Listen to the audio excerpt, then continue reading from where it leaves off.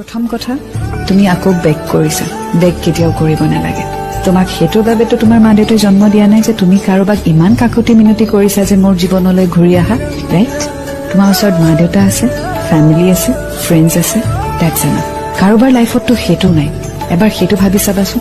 মা দেউতা নাই বাইদেউ নাই ভণ্টি নাই দাদা নাই বেষ্ট ফ্ৰেণ্ড নাই সেইজন মানুহ কিমান অকলশৰীয়া বাট আই হোপ তুমি তেনেকুৱা নহয় এটলিষ্ট আপোনাৰ জীৱনত এনেকুৱাটো কোনোবা এজন ব্যক্তি আছে যাক লৈ you can be proud of you know that that person will be there forever so don't beg anybody you have to move on in life আৰু যিটো কলা যে ফটো ৰাখিছা ডিলিট কৰি দিয়া কাৰণ তুমি যেতিয়াই মুভ অন কৰিম বুলি ভাবিবা পুৰণি ফটো এখন থাকিলে তুমি কেতিয়াও আগুৱাব নোৱাৰা কষ্ট হ'ব no doubt but with time change হৈ যাব সো প্ৰথম কথাটো হ'ল তুমি যি বস্তু ৰাখিছা সেই আটাইবোৰ বস্তু নিজৰ জীৱনৰ পৰা আঁতৰাই দিয়া সেয়া লাগিলে মেছেজ হওক নম্বৰ হওক